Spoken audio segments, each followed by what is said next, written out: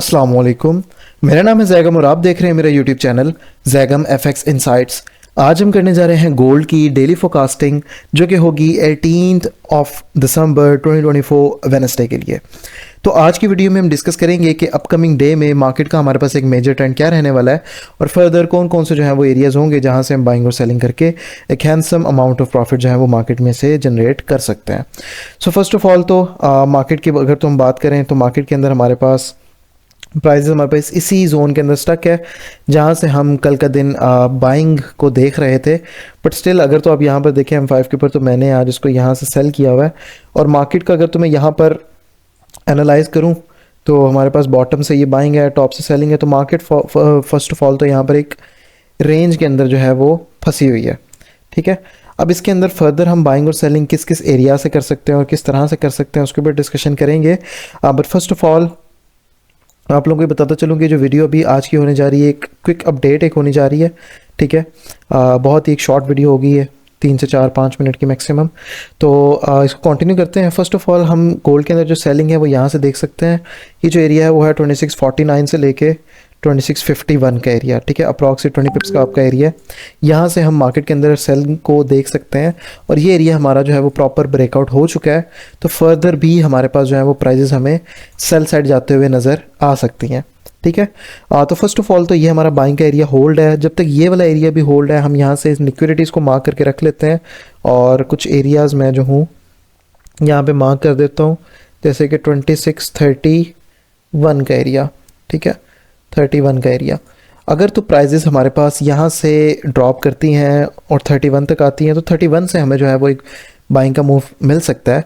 कल का दिन के लिए सिर्फ हमारे पास एक ये जोन और एक ये 30 का एरिया ही बुलिश के लिए रहेगा। बाकी हम इस जगह से जो है वो मार्केट को फर्दर सेलिंग के लिए देखेंगे और इन केस मार्केट अगर तो हमारा ये 30 का जो है वो एरिया उसका हमें ब्रेकआउट देती है तो फर्दर हमारे पास जो प्राइजेस हैं वो हमें 26, 22, 21 तक इस एक एरिया ऑफ सपोर्ट तक हमारे पास प्राइजेस यहाँ तक हमें आते हुए नज़र आ सकती हैं। ठीक है, सेल जाते हुए। तो हमारा फोकस भी जो है वो मेरा कल के लिए सेलिंग की तरफ ही है, जैसे मैंने आज भी अभी सेलिंग किया हुआ है। इन केस मार्केट अगर तो इसका मेरा ब्रेक इवन हिट कर देती है तो फिर फर्दर हम यहाँ से एक सेलिंग का मूव कैप्चर करने की मैं फर्स्ट अटैम्प्ट करूँगा।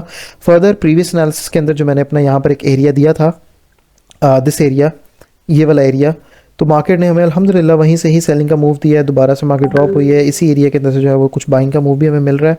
तो ये वाला एरिया जब तक होल्ड रहता है मार्केट नो डाउट बुलिश भी जा सकती है और इस एरिया को भी तोड़ सकती है। इन केस हमारी ये वाली सप्लाई अगर तो ब्रेकआउट हो जाती है, ये जो हमने एरिया मार्क किया है सेलिंग के लिए, अगर तो मार्केट ऊपर जाके इसका ब्रेकआउट दे देती है, जो एरिया है वो है 2649 से लेके 51 का 20 पिप्स का, इसका ब्रेकआउट होता है, मार्केट बुलिश जाती है, तो दोबारा से मार्केट जब इसी एरिया के ऊपर आएगी तो हम दोबारा अगेन इसी जगह से जो है वो बाइंग की ट्रेड को जो है वो देख सकते हैं। ठीक है, तो ये वाला एक सिनेरियो भी हमारे पास कल के दिन बन सकता है।